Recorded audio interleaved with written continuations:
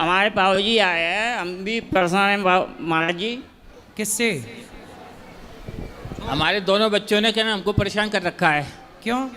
अरे हमारी पत्नी को ऊपर 2 मंजिल से फेंक दिया, मार दिया। पत्नी अभी है जिंदा? खत्म हो गई। किसने फेंका 2 मंजिल से? बहू ने और बेटे ने। अरे राम राम राम राम। देखो आज और के हम बेटा बहू है। मुझे भी मारना चाह रहे हैं, इस बच्चे को भी मारना चाह रहे हैं। आपका बेटा आपको मारना चाह रहा है? क्यों? बेटा और बहू दोनों ही। क्यों मारना चाह रहे हैं? संपत्ति के लिए। हम मर जाएंगे तो सारी संपत्ति उन दोनों की हो जाएगी। तो वैसे भी आपके जिंदा रहते भी संपत्ति उन्हीं की तो है। अरे तो ये विकलांग है ये। अच्छा, ये तीसरा बेटा है आपका? तो इस तो चक्कर ये में- विकलांग है। हाँ, इसको भी मारना चाह रहे हैं। अच्छा, क्योंकि संपत्ति के 3 भाग हो जाएंगे तो वो चार। 4। हाँ, 3। हाँ। तो वो चाह रहे हैं कि ये मर जाएगा तो 2 भाग रहेंगे तो हम दोनों मिलके खा लेंगे। तो संपत्ति के नाम पे क्या है आपके पास? मेरे नाम तो कुछ भी नहीं, मेरी पत्नी के नाम थी संपत्ति, वो 1/4 में हो गई बंटवारे में।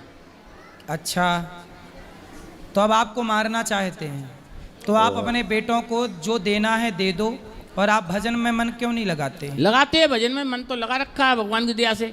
सही और है। लगे हुए बांके बिहारी की चरणों में। जो बस देखो, सब कुछ संपत्ति बच्चों को दे दो, कुछ संपत्ति अपने हाथ से दान पुण्य के लिए, किसी भूखे को भोजन के लिए, प्यासे को पानी के लिए निकालो।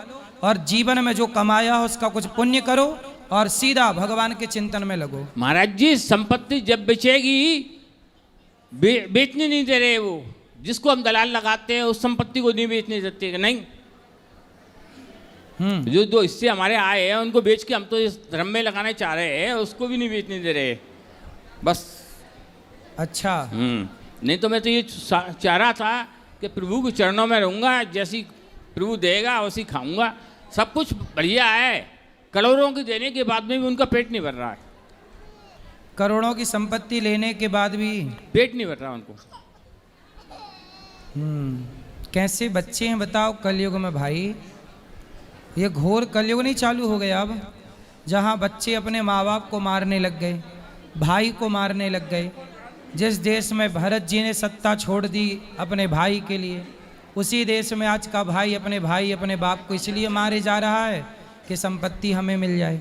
एक आश्रम में कोई कमरे की व्यवस्था हुआ तो बता दो, जिससे कहना जो भी चार्ज होगा जो देंगे महाराज। नहीं, चार्ज की बात नहीं है। आप अपने बेटों को हमारे पास लाओ, हम समझाएं, उनसे बात करें। 12 महीने में बोलना, चाय पिलाना, कहना, राम राम करना। तो आपको कुछ नहीं। भोजन कौन देता है? भोजन के लिए आधा पोर्शन, एक मकान में रह रहे हैं हम, आधा पोर्शन दे दिया उन्होंने, जिसमें हम दोनों बाप बेटा रहते हैं। बनाने वाली आ जाती है, बना जाती है, खा लेते हैं। अच्छा, मतलब बेटा बहू आपको भोजन भी नहीं देते? नहीं, हमको खाना भी नहीं है उनका।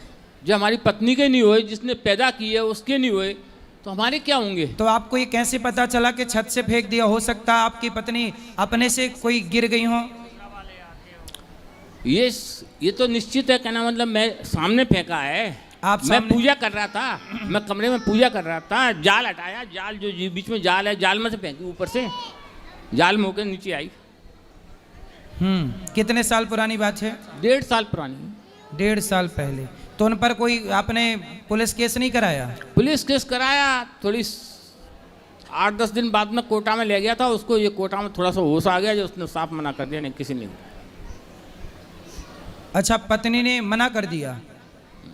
मतलब आपकी पत्नी जब छत से गिरी तो वो जिंदा थी, तो पत्नी ने बयान दे दिया कि मुझे बच्चों ने नहीं फेंका? मुंह से नहीं बोला उन्होंने। हाँ, केवल ये कहा था, किसी ने।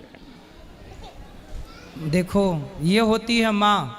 बच्चों पे मरने मतलब माँ मर रही है, बच्चों ने छत से फेंक दिया, पर मरते मरते उस माँ की ममता देखो कि वो चाहती कि मेरे बच्चे जेल ना जाए, उन पे कोई संकट ना आए। चलो फेंक दिया तो फेंक दिया। सर 6 महीने तक वो मर गई पर अपने बच्चों को फंसने नहीं दिया। देखो, ये होती है माँ। 6 महीने तक कहना कोटा पड़े रहे, ना बहू गई दोनों, ना बेटा गए दोनों देखने के लिए। बच्चे ने लेटरिन धोई, मैंने धोई। जो संपत्ति मेरे ससुराल वालों ने कहना कुछ मदद कर दी उस समय पे, मैंने फोन का पैसा भी पहुंचा दिया, ऐसी बात नहीं है। परंतु बेटा बहू कोई नहीं आया। तो मैया कोमा में चली गई थी गिरने के बाद छत से? हाँ, कोमा में ही समझो। कोमा के बाद में कहना उसको शांति मिल गई, प्राइवेट करवाया था हमने। फिर उसके बाद उन्होंने कुछ कहा नहीं, कोई शब्द नहीं निकले उनके? कुछ नहीं, वो तो आपसे कोई बात नहीं की? आपसे कोई बात नहीं की? वो बात हुई क्या है? तो क्या पत्नी ने बोला आपसे कि मुझे कैसे? बच्चों ने धक्का मारा है? वो तो मेरे सामने की बात है, जाल हटा के जाल में होकर फेंकिए। 40-50 किलो का जाल लगा हुआ है इस पे, जी। 3x3 का, उसके अंदर होकर फेंकी हो तुम। तो फिर पत्नी ने स्वीकार कर लिया कि चलो बच्चों को जेल ना हो, इसीलिए नाम नहीं लिया। ऐसी है? मेरी पत्नी तो बहुत दयालु थी। उस रात के 12 बजे कोई भी अतिथि पहुंच आता था, कभी ये नहीं कहती थी कि मैं भोजन नहीं बनाऊंगा। नहीं, भोजन बनाऊंगा भी।